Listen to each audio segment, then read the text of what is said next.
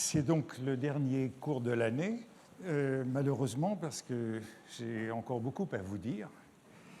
Et j'ai voulu terminer ces leçons sur la guerre littéraire, la littérature comme sport de combat, par quelques figures réparatrices. Et j'ai donc commencé la semaine dernière, après tous ces blessés et tous ces morts, par quelques notes d'espérance. Et j'ai abordé la semaine dernière cette sorte de paix des braves, de fraternité d'armes, de respect mutuel entre adversaires que l'on rencontrait en prison parmi les compagnons d'infortune.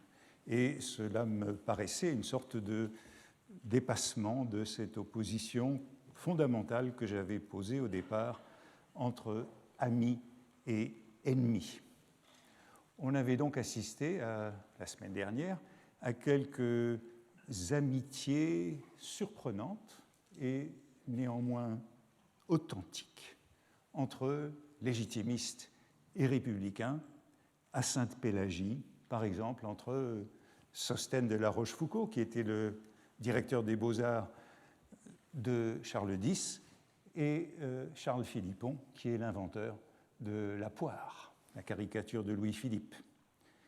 Ou encore, et j'avais terminé avec cela, par l'amitié sincère entre Chateaubriand et Armand Carrel, l'adorateur d'Henri V et le républicain farouche.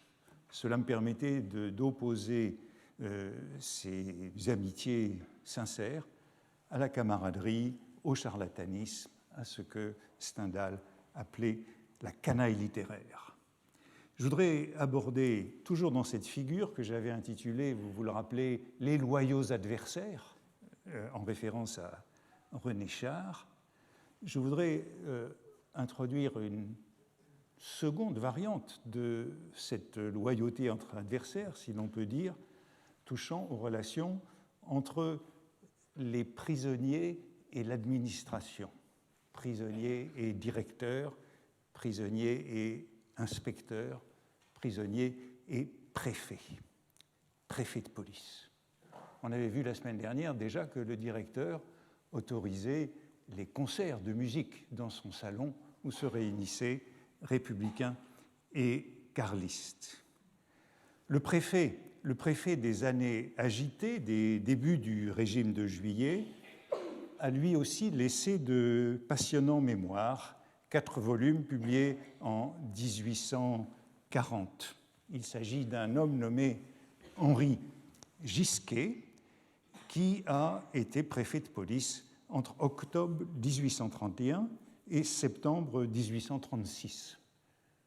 Entre la Révolution de juillet 1830 et septembre 1831, il y a déjà eu 3 préfets de police, mais ils n'ont pas tenu plus de quelques mois chacun, se révélant, incapables de maîtriser les insurrections incessantes. Henri Gisquet est donc resté le préfet de police pendant la période agitée. Vous vous souvenez de l'expression de Tarde pour décrire ce moment, période très chaude, avec des insurrections constantes, républicaines, légitimistes, le choléra, vous vous souvenez l'an dernier de l'émeute des chiffonniers à propos du choléra, les attentats, et puis les épisodes de répression sévère, la fameuse caricature de Daumier sur la rue Transnonain de 1834. Donc c'est une période très dure, et on a néanmoins un préfet qui est un honnête homme, comme tous les préfets, humaniste, c'est celui qui emploie Vidocq, il fait un grand usage des mouchards et de ce qu'on appelait déjà les cabinets noirs. À ce moment-là, Sainte-Pélagie, que vous voyez ici, ça c'est la vieille Sainte-Pélagie qui date de l'Ancien Régime. Sainte-Pélagie, on est en train de construire un nouveau bâtiment que je vous montrerai tout à l'heure. Ceci, c'est le vieux bâtiment. Le nouveau bâtiment est en construction en juillet 1830, au moment de la Révolution.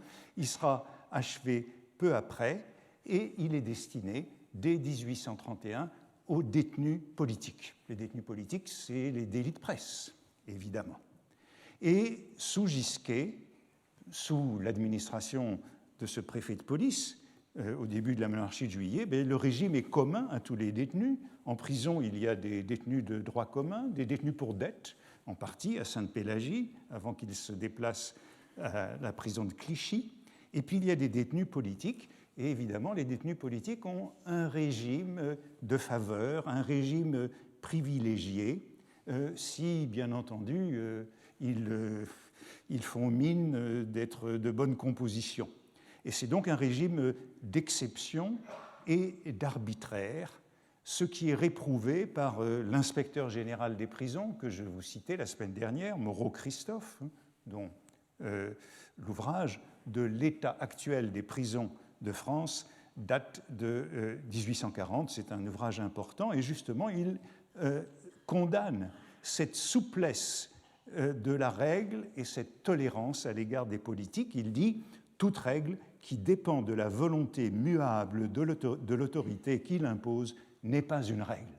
Eh bien, c'est comme ça que fonctionnent les prisons à cette époque-là, avec donc des faveurs pour les journalistes qui sont, comment dire, aimables, pour cette aristocratie républicaine que nous décrivions la semaine passée. Et voilà ce qu'écrit par exemple Gisquet dans ses mémoires, publiés en 1840. Cependant, quoique l'acharnement des journaux dût m'inspirer des désirs de vengeance, donc je ne traiterai pas la figure de la vengeance cette année, combien de fois n'ai-je pas obligé des journalistes, la plupart d'entre eux, condamnés à une détention plus ou moins longue, me jugeant tout autre que leur feuille ne m'avait dépeint, voulaient bien s'adresser à moi pour obtenir la faveur de subir leur détention dans une maison de santé. Vous vous souvenez la semaine dernière que Sosthène de la Rochefoucauld ne s'était pas humilié en demandant à être transféré dans une maison de santé, en demandant au régime de Juillet. Cette faveur, je me suis empressé de l'accorder ou de la faire accorder à tous ceux qui l'ont sollicité, notamment à messieurs Schaeffer. Et voilà une sorte, non pas de délation, mais de liste de ceux qui ont demandé. Monsieur Schaeffer, gérant du National, Viennot, gérant du Corsaire, Bascan, gérant de la Tribune, Philippon, le revoici, gérant de la Caricature, de Nugent, gérant du Revenant, de Briand, gérant de la Quotidienne, Bérard, éditeur ou auteur des Cancans, Charles Maurice, gérant du Courrier des Théâtres, et à plusieurs autres. Cette liste est intéressante puisqu'on y voit à la fois les journaux républicains, le National, la Tribune, les journaux légitimistes, le Revenant, la Quotidienne, et les petits journaux, la Caricature, célèbre, et le Courrier des Théâtres, et les Cancans et le Corsaire. Donc, de tous les côtés, il accorde ses faveurs si on lui demande. Tout est présent, bien sûr, sauf le juste milieu qui est au pouvoir. Et puis, dit-il, et même à ceux qui ne demandaient pas à aller en maison de santé, il accordait des permissions de sortie quand on les lui demandait. Parmi ceux qui n'ont pas demandé à être transférés dans une maison de santé, il en est beaucoup à qui je permettais de sortir sur leur engagement d'honneur. Il n'en est pas un seul qui ait de mon fait éprouvé un refus.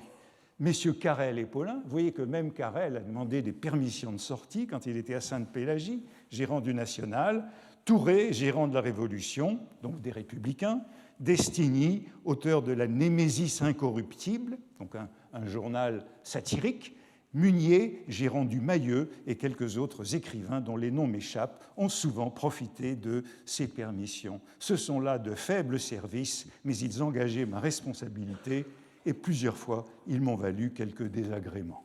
Bon, il raconte certains de ces désagréments, mais enfin, vous voyez cette image du préfet généreux, qui sait aussi que les régimes ne durent pas très longtemps et que le vent peut tourner.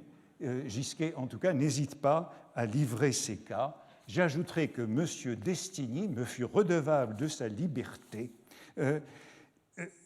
Je ne le connaissais que par ses œuvres poétiques, cette Némésis incorruptible que voici, satire de mœurs, Je ne le connaissais que par ses œuvres poétiques dans lesquelles je n'étais pas épargné. Mais ce jeune homme, doué d'un beau talent et sincère dans ses convictions, eut recours à moi pour aider un de ses co-détenus. Son air franc m'inspira de l'intérêt. J'ai eu la satisfaction de lui être utile.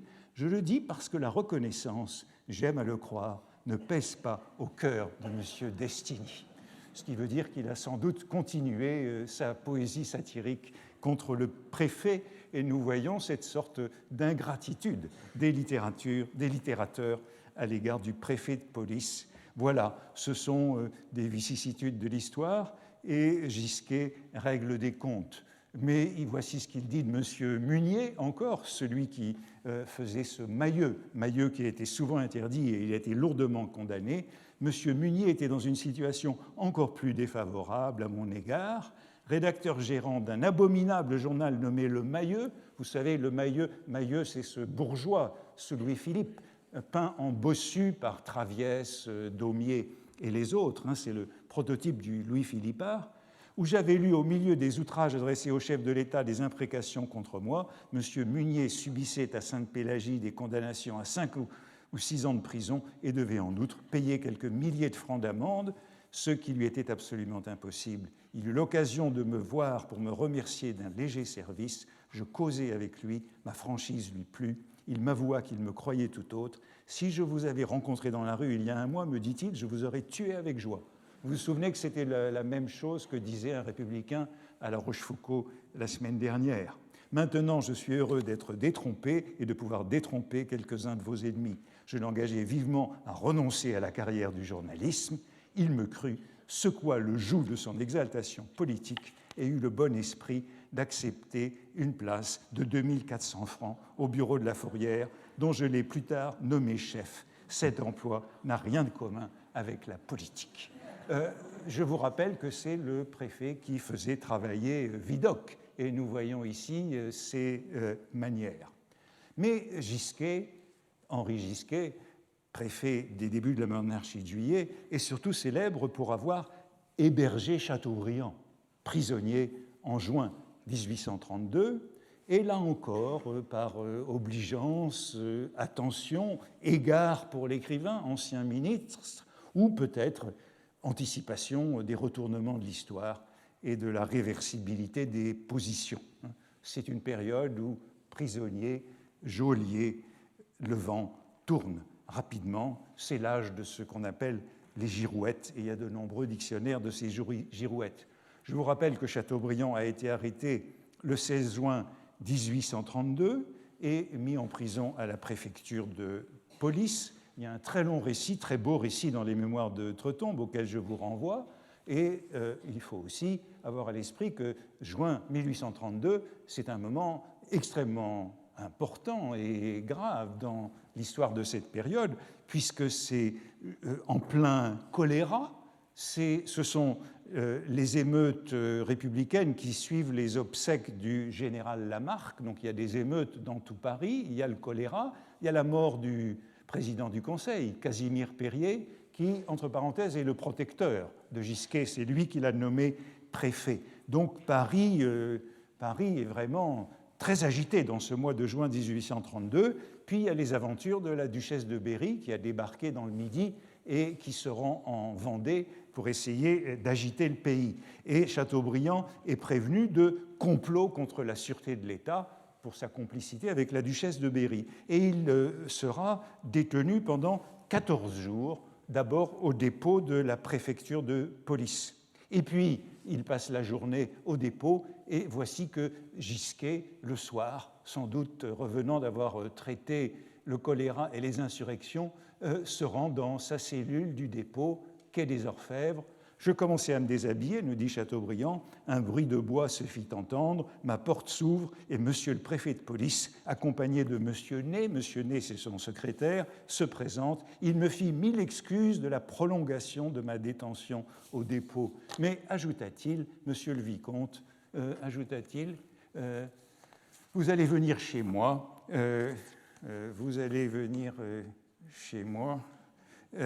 monsieur le vicomte, et vous choisirez dans mon appartement ce qui vous conviendra le mieux. Je le remerciai et je le priai de me laisser dans mon trou. J'en étais tout charmé comme un moine de sa cellule. Je reviendrai à cette image de la cellule monacale qui plaît tant à Chateaubriand. Monsieur le préfet se refusa à mes instances et il me fallut dénicher. Monsieur Gisquet et Madame Gisquet m'ouvrirent toutes leurs chambres en me priant de désigner celle que je voudrais occuper. Monsieur Ney me proposa de me céder la sienne. J'étais confus de tant de politesse.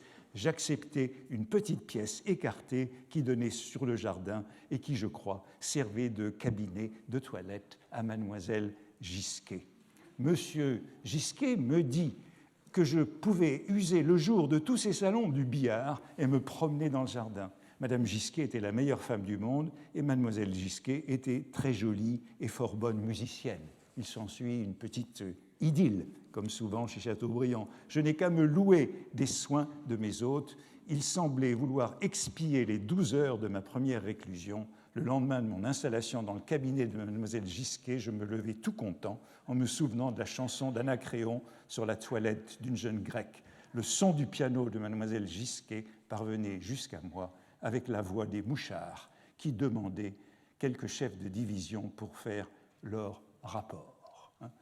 C'est donc l'abri dans ce Paris agité, ce havre de grâce, qu'est la cellule, une sorte de retraite délicieuse de locus amenus en plein Paris agité. Et s'ensuit un chapitre intitulé « Ma vie chez Monsieur Gisquet ». Monsieur Gisquet m'avait offert, comme je vous l'ai dit, tous ces salons. Mais je n'abusais pas de la permission. Seulement un soir, je descendis pour entendre, assis entre lui et sa femme, Mademoiselle Gisquet jouer du piano.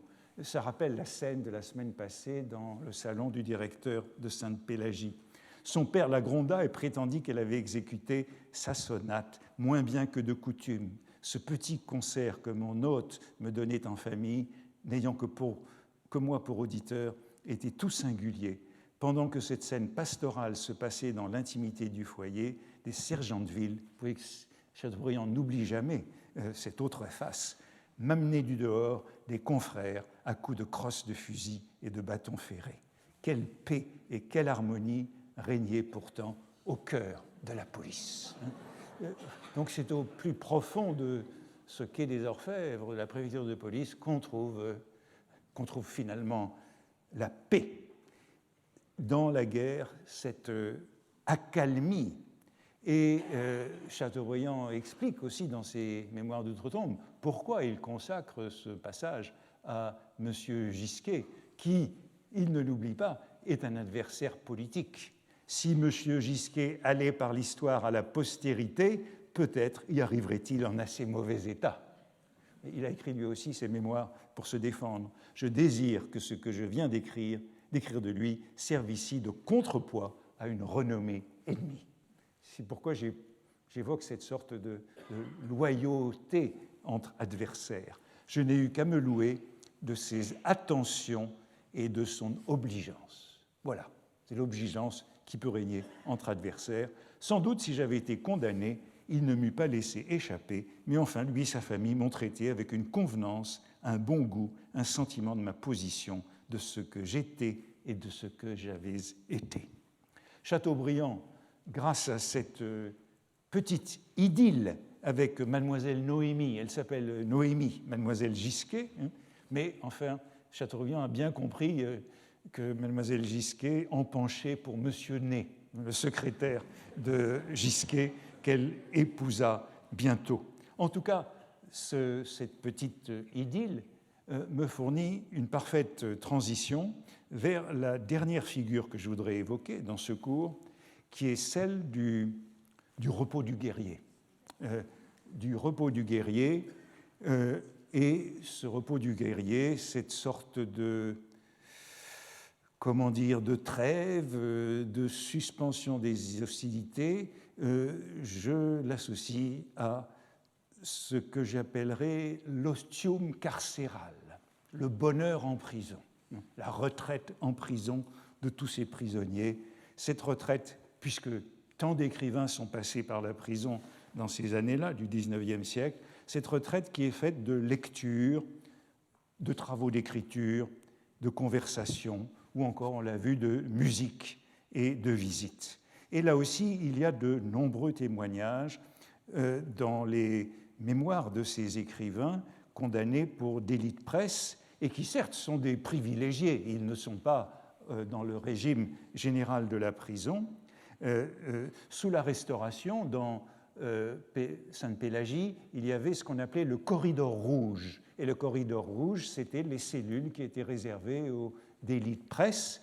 Et puis, sous la monarchie de Juillet, dans le nouveau bâtiment de Sainte-Pélagie, que vous voyez ici dans une photo d'Adjé, c'est rue du Puy de l'Ermite, au coin de la rue de la Clé, c'est la rue de la Clé qui part là, la rue du Puy de l'Ermite. Voilà le bâtiment de Sainte-Pélagie sous la monarchie, inauguré juste après la Révolution de 1830, et c'est là où les écrivains ont donc séjourné sous la monarchie de Juillet, sous le Second Empire. C'est un bâtiment de Baltard, mais Baltard le père. En tout cas, dans ce bâtiment, il y a ce qu'on appelle le pavillon des princes. Le pavillon des princes, c'est l'aile droite, et c'est cette aile-là qui était réservée aux détenus politiques, c'est-à-dire aux écrivains et aux journalistes condamnés pour délit de presse. Voici un plan qui nous montre exactement où est Sainte-Pélagie. Vous avez la rue de la Clé qui existe toujours, la rue du Puy de l'Ermite, et la rue Copeau, c'est la rue Lacépède aujourd'hui. Là maintenant, vous avez la rue Monge qui traverse, ça c'est la caserne de la rue Moufnard. Voilà le pâté de maison de Sainte-Pélagie. Et là, il y a encore des jardins autour à ce moment-là. Et donc, on est dans le pavillon, le pavillon qui est là. Eh bien, vous allez le voir, on a une très belle vue. C'est un séjour assez agréable. On a une vue sur le jardin des plantes. On a une vue sur tout Paris. Et voilà encore une photo d'Adjé qui nous montre cette Sainte-Pélagie du XIXe siècle. En face, les bâtiments où, par exemple, c'est là que Proudhon a logé sa femme pendant son séjour à Sainte-Pélagie. Et j'en parlerai dans un moment. Donc, c'est là où ont séjourné beaucoup d'écrivains sous les trois régimes du XIXe siècle. S'ils se tenaient bien et s'il y avait de la place, parce que souvent ils étaient trop nombreux pour les cellules du corridor rouge ou du pavillon des princes, et donc ils se trouvaient avec les détenus politiques, ce qui était beaucoup moins confortable. Par exemple, témoignage de Courrier, l'un des premiers à être condamné après la loi de 1819, condamné à 2 mois en octobre 21 pour son pamphlet, pour l'un de ses pamphlets.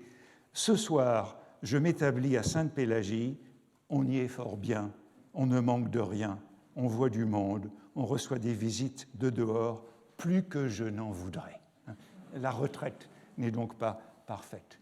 Dans la cellule de Courrier, lorsqu'il la libère, après 2 mois, c'est Béranger qui séjourne à son tour pendant 3 mois, au début de 1822, et qui écrit beaucoup de poèmes. Il y a beaucoup de poésie, les chansons de Béranger écrites à Sainte-Pélagie. Je n'ai pas le temps d'entrer dedans, mais vous les lirez et vous verrez que c'est un séjour qui n'est pas trop désagréable. Béranger a beaucoup de soutien qui lui envoient des bourriches de gibier, par exemple, à Sainte-Pélagie. Et puis, un peu plus tard, on y trouve Étienne de Jouy. Étienne de Jouy, dont je vous ai beaucoup parlé l'année dernière, l'ermite de la chaussée d'Antin.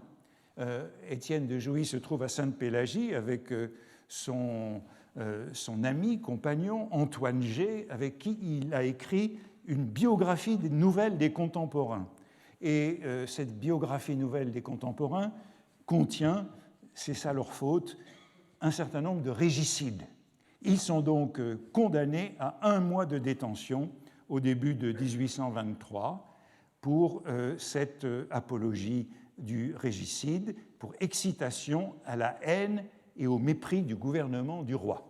Et ils décident de passer leur mois en prison au début de 1820, en mai 1823, en écrivant une chronique alternée qui s'intitule « Les ermites en prison », puisqu'il était le fameux ermite de la chaussée d'Antin. Et bien sûr, ces chroniques, Les ermites en prison, c'est aussi l'occasion de publier les pièces du procès, et tout le thème est celui de la consolation en prison. Mais il faut ajouter que ce sont des hommes blasés, ce sont des hommes qui ont déjà connu la prison. Étienne de Jouy, dit-il, dans ses ermites en prison, est enfermé pour la 3e fois. Et comme son avocat a dit lors du procès, c'est un vétéran de la littérature et de l'armée. On retrouve bien ce topos des armes et des lettres. Et rappelle-t-il, la première fois qu'il a été en prison, c'était par ordre d'un comité révolutionnaire. La seconde, par un arrêté du directoire, et aujourd'hui, par un arrêt de la Cour royale. Et dit-il, toujours pour le même motif, liberté d'expression. Mais évidemment, les 2 premières fois, durant la Terreur, étaient plus inquiétantes que sous la monarchie de Juillet, sous la Restauration. Ils prennent donc leur séjour avec beaucoup de sagesse. G se rend à Sainte-Pélagie avec Épictète dans son sac. Et il dit « Il faut avoir l'esprit bien fait pour apprécier les avantages de la prison. » Et l'avantage de la prison, c'est la liberté du prisonnier.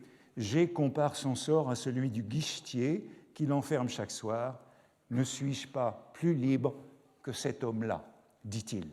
Et Jouy s'adresse au roi, donc Louis XVIII, en disant « Sire, dis-je à une pièce d'argent où il y a l'effigie de Louis XVIII, faites-moi l'honneur de me dire si vous êtes beaucoup plus libre que moi.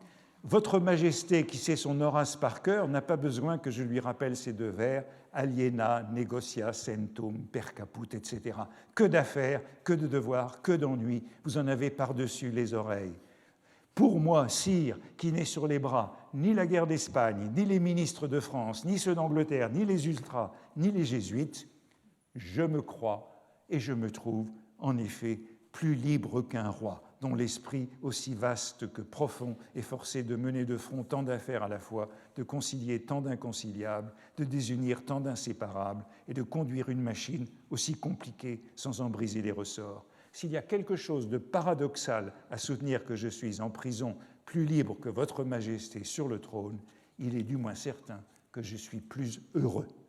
Il y a donc cet exercice spirituel qui consiste à affirmer sa liberté.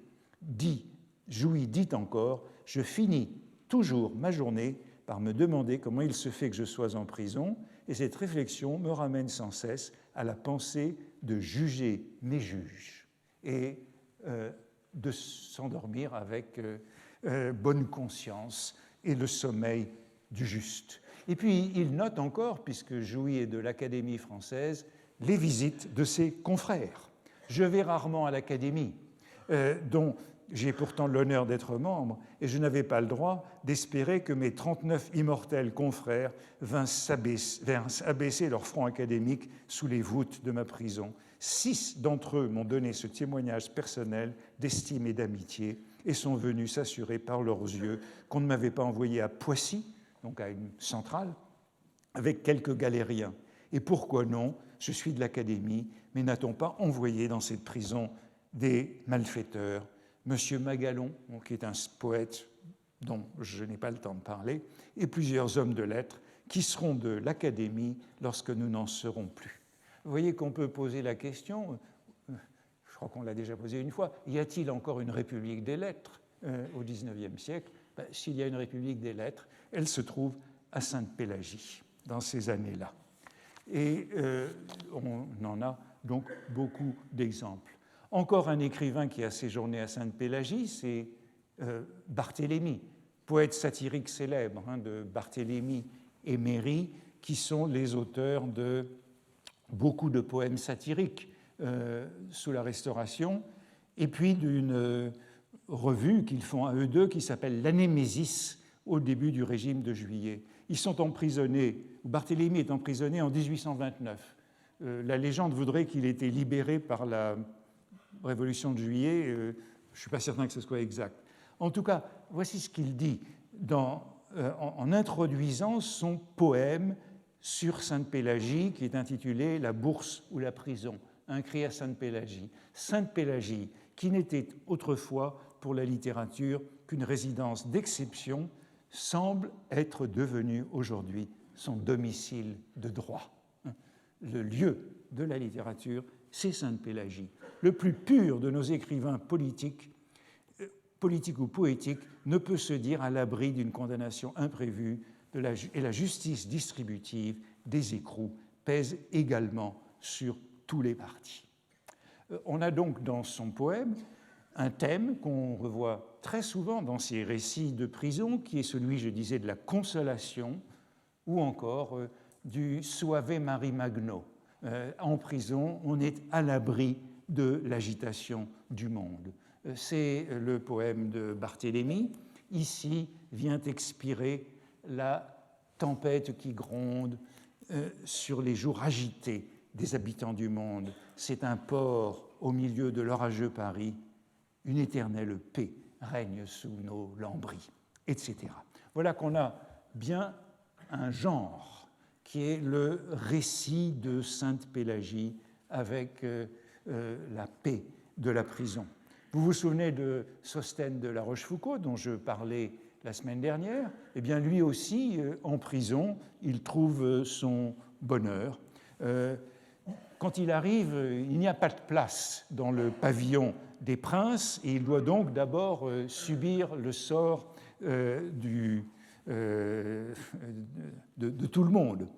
Il refuse, on l'a dit, de demander à être transféré dans une maison de santé par orgueil, car il faudrait écrire au ministre, mais, dit-il, tout cela me porte à bonheur, car au milieu des inquiétudes assez naturelles que ma famille pouvait concevoir de la situation où je me trouvais, une autre chambre, que dis-je, une espèce de palais devint vacant dans l'intérieur de Sainte-Pélagie. Donc dans ce pavillon des princes à droite du nouveau bâtiment. Il s'y installe pour 3 mois, puisqu'il est condamné à 3 mois, et voici comment il s'installe. Je fais mettre un petit papier gris dans ma chambre, un tapis, des rideaux, j'aurai de grandes fenêtres. Enfin, je vais être tout content, et au bout de mes 3 mois, il faudra pour me faire sortir de prison plus d'efforts qu'il n'en a fallu pour m'y faire entrer. Je dis 3 mois, car bien décidé à ne point adresser au pouvoir la demande que l'on veut de moi, je ne songe plus à la maison de santé, et je me suis résigné à mon sort, qui n'a rien de gai, et pourtant ne m'amène pas un moment de vraie tristesse. Inspiré, Sosthène de La Rochefoucauld se met même à rédiger une nouvelle.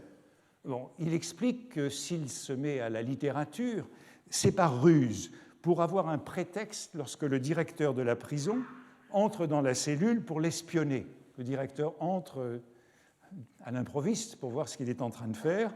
Or, il est en train d'écrire un mémoire à l'intention du duc de Bordeaux, futur Henri V. Et par conséquent, quand le directeur de prison arrive, il pose par-dessus le mémoire cette feuille de la nouvelle qu'il est en train d'écrire. Mais enfin, cette nouvelle, il y attache tout de même de l'intérêt, puisqu'il la montre, il l'envoie à son ami George Sand, avec lequel il entretient une abondante correspondance. Cette nouvelle qui s'appelle Bellica, ce qui nous conduit de nouveau à la guerre, il la publie en 1833, dès qu'il sort de prison. Mais revoici Chateaubriand qui lui aussi, donc, en juin 1832, est transféré au dépôt avant de loger chez le préfet. Et durant la journée qu'il passe dans ce qu'il appelait sa niche au dépôt, eh bien, c'est une nouvelle jeunesse. C'est le retour de l'inspiration poétique. Et voici ce qu'il dit. « Je remercie les hommes de lettres, grands partisans de la liberté de la presse. » C'est le comte de Montalivet, ministre de l'Intérieur, qui l'a mis en prison, qui naguère m'avaient pris pour leur chef et combattait sous mes ordres. Sans eux, j'aurais quitté la vie sans savoir ce que c'était que la prison. Et cette épreuve-là m'aurait manqué. Je reconnais à cette attention délicate le génie, la bonté, la générosité, l'honneur, le courage des hommes de plume en place. Mais après tout, qu'est-ce que cette courte épreuve? Le tasse a passé des années dans un cachot et je me plaindrai. Non, je n'ai pas le fol orgueil de mesurer mes contrariétés de quelques heures avec les sacrifices prolongés des immortelles victimes dont l'histoire a conservé les noms. Il y a toujours ce modèle du TASS, hein, c'est le modèle du prisonnier qui s'impose, et Chateaubriand, dès qu'il entre en prison, eh bien, retrouve l'inspiration. Au surplus, je n'étais point du tout malheureux.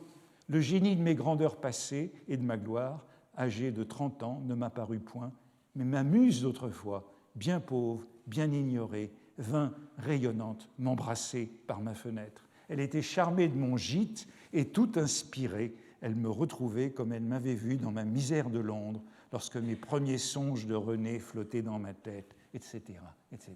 Donc c'est le retour de l'inspiration pour Chateaubriand en prison, et il se met donc à écrire un poème, et il y a ce beau passage où il se met à écrire de la poésie latine, mais voilà que la quantité me manque, hein, mais voilà que la quantité d'un mot m'embarrassa. Vite, je saute au bas de la table où j'étais juché, appuyé contre les barreaux de la fenêtre, et je cours frapper de grands coups de poing dans ma porte. Les cavernes d'alentour en retentirent. Le geôlier monte épouvanté, suivi de 2 gendarmes. Il ouvre mon guichet, et je lui crie, comme aurait fait Santeuil, « Un gradus, un gradus ». Le geôlier écarquillait les yeux. Les gendarmes croyaient que je révélais le nom d'un de mes complices. Ils m'auraient volontiers mis les poucettes. Je m'expliquais, je donnais de l'argent pour acheter le livre, et on alla demander un gradus à la police étonnée. Il y a donc une sorte de bonheur de la prison et de cette inspiration qui est retrouvée. Et je l'ai dit, ce sera ensuite l'enchantement auprès de Mademoiselle Gisquet et cette sorte de Chateaubriand des premières années qui est retrouvé. C'est donc un idéal de la cellule, un vieux rêve de Chateaubriand qu'il retrouve un peu partout. Le voici peu après sa prison. Il va rendre visite à Charles X, à Prague, et il s'arrête à Venise, et à Venise, il va visiter Murano. Et il y retrouve cet idéal de la cellule. Saint-Michel de Murano est un riant monastère avec une église élégante, des portiques et un cloître blanc. Des fenêtres du couvent, on aperçoit par-dessus les portiques les lagunes et Venise. Un jardin rempli de fleurs va rejoindre le gazon dont l'engrais se prépare encore sous la peau fraîche d'une jeune fille. Cette charmante retraite est abandonnée à des franciscains. Donnez-moi là, je vous prie, une cellule pour achever mes mémoires. Il y a tout le temps dans les mémoires d'outre-tombe ce rêve de la cellule pour achever mes mémoires, et vous voyez que la cellule carcérale se confond avec la cellule monacale, qui serait le lieu de la retraite et du bonheur. Déjà, quand il était à Rome, ambassadeur à Rome, Chateaubriand disait « Si j'ai le bonheur de finir mes jours ici, je me suis arrangé pour avoir à Saint-Onufre un réduit joignant la chambre où le TASS, modèle du prisonnier poète, expira. Au moment perdu de mon ambassade, à la fenêtre de ma cellule, je continuerai mes mémoires dans un des plus beaux sites de la terre, parmi les orangers et les chênes verts. Rome entière sous mes yeux, chaque matin, en me mettant à l'ouvrage, entre le lit de mort et la tombe du poète, j'invoquerai le génie de la gloire et du malheur. Le TASS est une figure qui apparaît souvent dans ses mémoires. C'est le modèle de cette heureuse cellule. Avec ses amis, Chateaubriand exprimait souvent ce rêve d'une cellule. Il confie à ses amis qu'il voudrait se retirer de tout et qu'il ne désire qu'une cellule.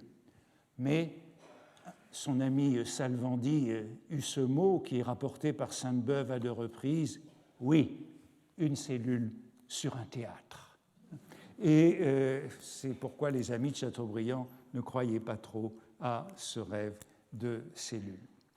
Je voudrais encore citer Proudhon, dont le séjour en prison ne fut pas une sinécure sous le régime de Louis-Napoléon Bonaparte et puis de Napoléon III. Il a lui aussi connu la joie de Sainte-Pélagie. Il fut condamné pour ses articles contre Louis-Napoléon Bonaparte en mars 1849 à 3 ans de prison et 3 000 francs d'amende. ce qui est beaucoup plus que les séjours que je citais auparavant. Et en principe, lorsqu'on est condamné à plus d'1 an, on ne reste pas à Paris, on est envoyé en centrale, loin en province. Et ces 3 ans, Proudhon ne les a pas fait en entier à Sainte-Pélagie. Il a été souvent à la conciergerie, ce qui était beaucoup plus désagréable, ou à la centrale au fort de Doullens. Mais il demande toujours à revenir à Sainte-Pélagie. Voici son arrestation, décrite dans sa correspondance à un ami. Le constitutionnel d'hier a dû vous apprendre que j'avais été arrêté avant-hier, mardi, à 8 h du soir. J'ai été, à ce qu'il paraît, reconnu par quelque ami qui s'est empressé de faire part de la découverte à M. Carlier. M. Carlier, c'est le préfet de police à l'époque, au début de la présidence de Louis-Napoléon Bonaparte, qui me l'a redit. Me voilà donc en sûreté pour un peu de temps. Je suis prisonnier, mais mon esprit est libre, aussi gai, aussi alerte que jamais. Je vais m'organiser pour travailler le plus possible et charmer les ennuis de la prison. C'est le même thème que chez Jouy, chez Chateaubriand.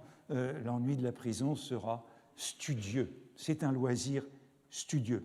Et puis, lorsqu'il revient à Sainte-Pélagie, après un séjour à la conciergerie, il dit, en effet, je suis à Sainte-Pélagie,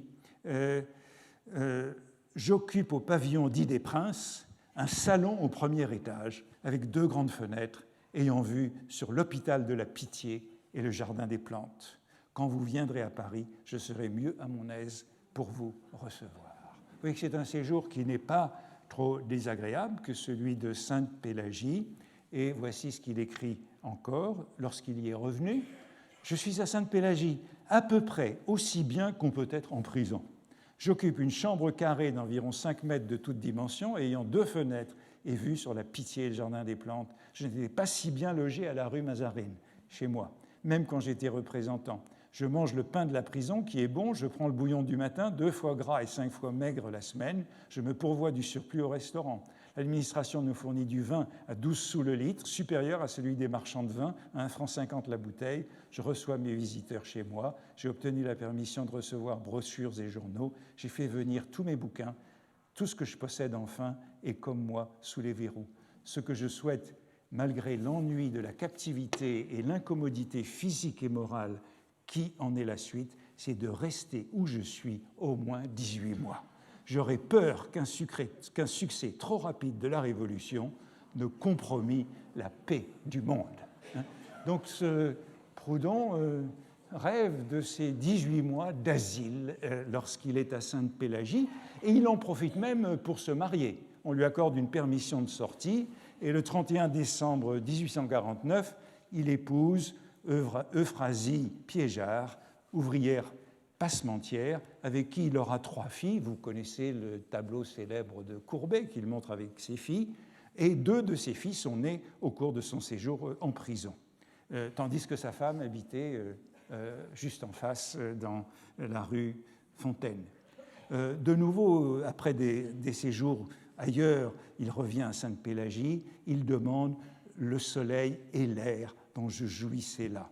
Et voici encore son diagnostic de cette prison, à Sainte-Pélagie, entouré d'amis, ayant, pour ainsi dire, à soigner, moraliser, instruire un petit troupeau, on a l'impression d'être à Thélème. Et pour ce qui regarde le matériel de la vie, logé bientôt dans cette partie de la prison qui a vue sur tout Paris et reçoit le meilleur air de tout le pays, que puis-je souhaiter de plus? Il me semble que mon bien-être et mon devoir se trouveraient ici d'accord et que l'administration aurait également ses sûretés. Voilà un Proudhon qui n'est donc pas malheureux de ce séjour et qui voudrait l'entretenir. Encore une de ses lettres, un peu plus tard, vous ai-je dit que j'habitais présentement Sainte-Pélagie depuis le 18 septembre. Le directeur de cette maison ayant été changé, j'ai demandé et obtenu ma réinstallation dans la chambre que j'occupais jadis. Bon, le directeur précédent n'avait donc plus voulu de lui à Sainte-Pélagie. Je ne pouvais faire moins pour ma chère pauvre femme, à qui je tiens lieu de tout, et qui est vraiment méritante par la modestie, l'honnêteté et le dévouement. Il paraît au surplus que la préfecture veut me faire payer la faveur qu'elle m'a accordée par ce transfèrement. Un journal ayant rapporté que l'on m'avait vu au spectacle, le ministre exige que je déclare n'y être pas allé et surtout que je promette de n'y aller jamais. Référence au fait que parfois les prisonniers obtenaient donc une permission de sortie pour aller au spectacle. Et si j'avais le temps, je parlerai de séjour à Sainte-Pélagie de Félix Pyat, le dramaturge auteur du Chiffonnier de Paris, dont j'ai parlé l'an dernier, qui, lorsqu'il séjourne à Sainte-Pélagie, est autorisé à aller assister à la générale de la pièce. C'est la précédente, avant le Chiffonnier de Paris, j'ai oublié son nom, mais il n'est pas autorisé à aller à la première, alors il donne une loge au directeur de la prison. Et c'est le directeur de la prison qui revient et lui dit que la pièce a été un grand succès. Proudhon, lui, publie au moins 2 livres. Il y a au moins 2 livres de Proudhon qui sont datés de Sainte-Pélagie, Philosophie du progrès et Seconde lettre de la certitude et de son critérium, ouvrages tous les deux publiés datés de 1851, et ce qui nous montre donc en effet au moins ces quelques chambres du pavillon des Princes comme une prison studieuse. Le dernier témoignage que je voudrais apporter, c'est celui d'un livre que j'ai lu la semaine dernière et qui m'a beaucoup plu. C'est un livre de Louis-Auguste Martin, intitulé « Voyage autour de ma prison », publié en 1859 à Bruxelles. Alors Louis-Auguste Martin est un personnage assez intéressant. Il a été condamné pour un livre intitulé « Vrais et faux catholiques », publié en 1857. Et c'est un essai satirique que ce Vrai et faux catholique, un peu à la manière du Modest Proposal de Swift, c'est-à-dire un livre qu'il ne faudrait pas prendre au sens littéral. Vous savez, le texte de la modeste proposition de Swift décrivait comment réduire la misère en Irlande en se servant des nourrissons pour s'alimenter. Ici, Louis-Auguste Martin, montre, dans ce Vrai et faux catholique, que la tolérance est incompatible avec la vraie doctrine chrétienne. Autrement dit, il raisonne à la manière de Joseph de Maistre, et il se fait un défenseur de la plus pure orthodoxie catholique jusqu'à ses conclusions absurdes. J'en ai conclu, dit-il, qu'elle devait être intolérante et ne pas admettre la coexistence d'autres religions. Moyennant quoi, il est prévenu pour attaque à la liberté des cultes. Donc, son texte est pris au sens littéral. Selon l'acte d'accusation, il a soutenu que la tolérance en religion est un fruit de l'athéisme des institutions civiles et politiques, que c'est pour l'Église non seulement un droit mais un devoir de persécuter les hérétiques, que la France doit admettre le régime absolu en religion, que le pape a le droit de s'immiscer aux affaires temporelles de l'Église. Et le résultat, c'est que les juges, non sans ironie, le condamnent pour attaque contre la liberté des cultes. Il est condamné à 6 mois de prison et 2500 francs d'amende par la 6e chambre de la police correctionnelle au printemps de 1857. Je vous rappelle que c'est exactement la date du procès de Flaubert, devant la même chambre devant la même 6e chambre de la police correctionnelle et quelques mois avant le procès des Fleurs du Mal devant la même chambre. C'est la chambre qui est spécialisée dans les délits de presse et quelques mois plus tard, c'est Montalembert. Ils passent tous devant la même chambre.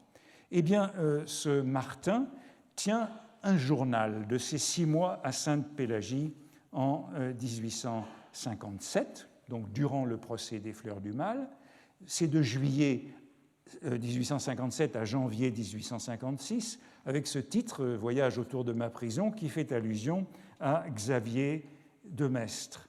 Et lui aussi, dit-il, le directeur lui assigne le pavillon de l'Est, plus connu sous le nom de pavillon des aristos ou des princes, séjour ordinaire des idéologues. Donc c'est là que l'on met dans ces quelques cellules les condamnés pour délit de presse, et il découvre le luxe, ou plutôt le charme de sa chambre, tout en haut. Il est là, dans ce que je vous avais montré, il est là-haut, au coin. Il a cette cellule qui est au coin, il a deux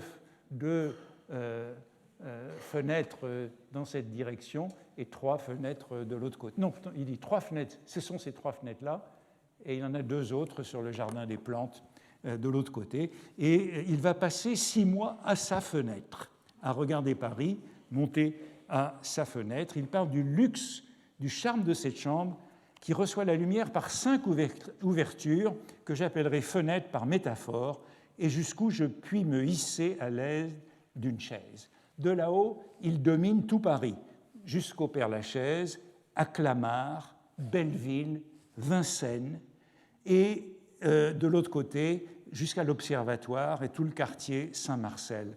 En face de lui, il voit, donc dans ces fenêtres-là, la vie des ménages ouvriers qui sont dans cet immeuble, et c'est véritablement le poème de Baudelaire, les fenêtres. Il décrit ce qui se passe derrière toutes les fenêtres. Un ménage d'ouvriers à toutes les heures du jour, un homme qui compte ses sous dans une mansarde. Il décrit ces tabatières qui sont là-haut, et une vieille femme qui est... Enfin, il décrit tous les habitants de ces fenêtres. Et il en conclut ceci.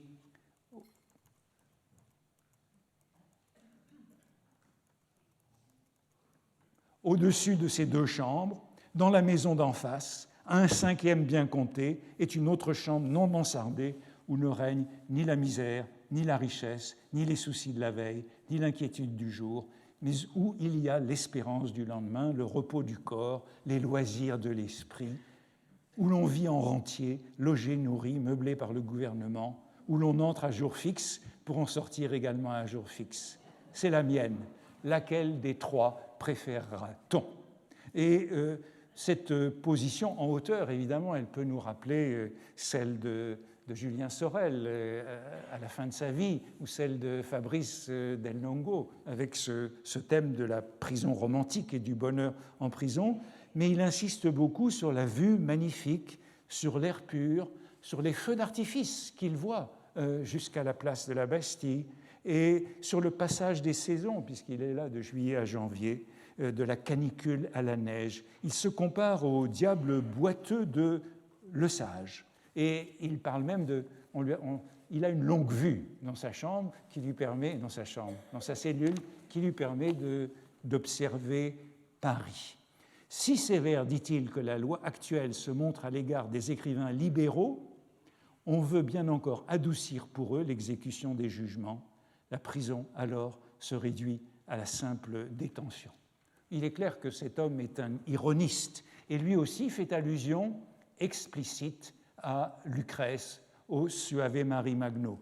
Voici une consolation inattendue, la consolation, le thème de la consolation. Un vent impétueux s'élève, une pluie torrentielle tombe, et alors je contemple avec une joie maligne les malheureux passants qui courent librement par les rues et les places, munis ou non de parapluie, sautant les ruisseaux, s'éclaboussant à plaisir, et je me rappelle l'exclamation fort peu charitable du poète Lucrèce, qu'il est beau d'assister à un naufrage quand on est soi-même à l'abri. Bon, vous voyez que c'est ce thème qui revient, et comme Martin est aussi poète, il le versifie. Voici quelques-uns de ces vers que je ne lirai pas tout, mais qui se terminent par ces mots, la méditation, cette hôtesse discrète qui fait de la prison une aimable retraite. Donc le thème de la retraite en prison. C'est un personnage intéressant. Il lit, quelle est la lecture du prisonnier? C'est Silvio Pellico, et évidemment, lisant Silvio Pellico, il est heureux de son sort. Et tout près de quitter la prison, au mois de novembre, voici ce qu'il écrit dans son journal. On est en novembre, c'est donc près de la fin. s'éveiller le matin par un beau soleil. Il parle beaucoup de ce soleil de l'Est qu'on ne connaît pas à Paris et que du haut de son donjon, il reçoit dans sa chambre au matin, par un beau soleil qui projette ses rayons naissants sur les murs de la chambre, déjeuner aussi copieusement que la fortune le permet, s'installer l'arrêt d'une fenêtre et travailler à loisir, à la vue du ciel, de la terre, des arbres, des passants, de 1000 maisons groupées sous ses yeux, recevoir sa femme, ses amis, ses connaissances. Après dîner, faire une promenade dans la cour, aller chez ses voisins, entreprendre avec eux une partie de causerie, de cartes ou de dames, enfin être à moitié logé, meublé, nourri, chauffé à rien faire par le gouvernement, être bien gardé nuit et jour et pouvoir laisser sa montre et son argenterie sur la table et la porte ouverte dans une maison où sur 600 habitants, il y a 400 escrocs. Voilà, s'écrira-t-on, un sort digne d'envie à faire pleurer de tendresse. Dans ses derniers jours en prison, il reçoit une visite de l'inspecteur général qui lui demande « Et comment vous trouvez-vous ici ?» Il répond « Aussi bien qu'on peut l'être en prison ». Voilà un homme qui a su donc tirer profit de ces 6 mois dans le ciel de Paris. C'est cette image du ciel de Paris qui figure. Alors, je me demandais quand même qui était cet homme tranquille, sans souci, bienheureux, comme il donne beaucoup de renseignements sur lui dans son journal. Il dit par exemple qu'il a 47 ans, sa femme lui rend visite, il est donc marié. Il est sténographe de l'Assemblée nationale. Bon métier de loisir, comme on sait. Et il est photographe. Il est photographe et il est l'auteur d'un très beau livre qui s'appelle « Promenade poétique daguerrienne », publié en 1850. Il est un personnage intéressant, je vais m'intéresser un peu plus à lui. Il est l'un des premiers membres de la Société héliographique dont je vous ai parlé l'an dernier à propos de Francis V. Et il a publié ce très beau livre que je vous conseille. Je crois qu'il a été d'ailleurs réédité récemment par la Bibliothèque nationale. Donc ce sont des vers, il versifie et il met ses photographies des daguerréotypes qui sont ensuite sur papier. Et vous voyez la scène vue de Meudon. Il a une petite maison à Meudon. Évidemment, c'est un homme heureux, c'est un homme heureusement athée et qui a su à la fois s'amuser d'être condamné lorsque son pamphlet était pris au sens littéral et trouver des consolations en prison. Voilà que je termine donc cette figure que j'ai appelée celle du repos du guerrier, du bonheur en prison pour ceux qui, évidemment, sont dans des conditions plus privilégiées que d'autres, puisqu'ils sont dans le corridor rouge sous la Restauration ou dans le pavillon des princes sous la monarchie de Juillet ou le Second Empire, qui n'est pas le sort de tous. Mais vous le voyez, de 1821 à 1857, et je pourrais continuer avec d'autres témoignages, on retrouve cette notion de l'otium carcéral. Mais il est temps de conclure cette série de 11 leçons sur la littérature comme sport de combat, expression que j'avais empruntée à Pierre Bourdieu. Ce n'est pas la littérature qu'il qualifiait ainsi, mais l'expression me semblait appropriée, ou encore, selon l'expression que j'ai trouvée chez Balzac, la guerre littéraire, ou l'escrime littéraire, ou la boxe littéraire qu'on trouve un peu plus tard. Je vous l'ai dit au début, c'est une recherche qui est en cours, donc je n'avais pas grand-chose au début, et elle a été parfois tâtonnante. J'ai examiné, je l'ai constaté ce matin en faisant le bilan, j'ai examiné au cours de ces 11 leçons 9 figures, ce qui n'est pas si mal, et j'avais prétendu qu'elles avaient un ordre arbitraire et tout à fait et simplement alphabétique, mais quand on prend la liste des figures que j'ai explorées, on peut s'apercevoir que l'alphabet n'était pas tout à fait exact et qu'on peut, je crois, discerner un certain parcours, une certaine progression. Depuis les athlètes, ces bravi, ces condottieri, les écrivains comme ils se qualifient, la dialectique des amis et des ennemis, de la camaraderie et du charlatanisme, le genre de l'éreintement ou de l'éreintage, suivant la formule de Baudelaire, les formes, et j'avais insisté sur deux formes, l'épigramme et la personnalité. Enfin, au milieu, la métaphore de l'épée, et la plume et l'épée, et on aurait pu évidemment être beaucoup plus copieux pour une telle figure, et l'image de la lame de Tolède avait été au milieu. Pour la sixième figure, j'ai consacré 2 leçons entières, et j'aurais pu certainement en faire encore 2 de plus, sur ce couple diffamation-duel qui traverse toute cette période, avec la difficulté que les régimes successifs ont à empêcher les duels entre écrivains et à traiter les questions de diffamation par des jurys d'honneur. Enfin, cette figure des guerrières, puisque j'ai voulu la semaine dernière évoquer la place des femmes dans cette guerre littéraire, sujet sans doute trop machiste pour aujourd'hui, et puis les 2 figures que j'ai qualifiées de réparatrices, de comment s'occuper des blessés et des morts, des humiliés, à travers les loyaux adversaires et le repos du guerrier ou l'otium carcéral. Donc, vous voyez qu'il y a tout de même un parcours du sport à cette paix des braves, à cette accalmie finale. Mais bien sûr, il y a beaucoup de lacunes. J'avais dit, j'aurais voulu parler des manifestes et du couple manifeste-pamphlet, je ne l'ai pas fait. J'aurais voulu parler davantage de la boxe et de l'escrime, je ne l'ai pas fait. Vous voyez que le dossier de la prison est un dossier énorme que je ne fais qu'effleurer dans ces 2 dernières leçons. Il y a vraiment beaucoup à faire sur la prison, sur ce que je disais en quelques mots, Sainte-Pélagie comme république des lettres durant cette période. Et j'avais aussi annoncé que je souhaitais m'intéresser à la vengeance.